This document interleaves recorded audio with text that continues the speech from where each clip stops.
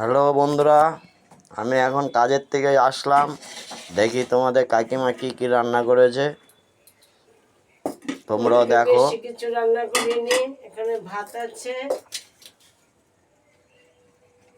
আর কি করেছো? বেগুন পাতা করেছি, কাঁচা লঙ্কা ধনে পাতা দিয়ে।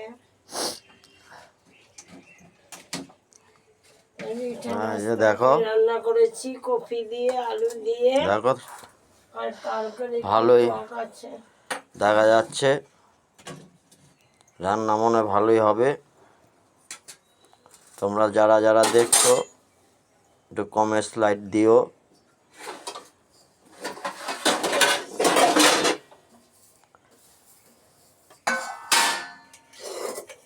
ভাত খেয়ে নাও, ভাত বেড়ে দিই।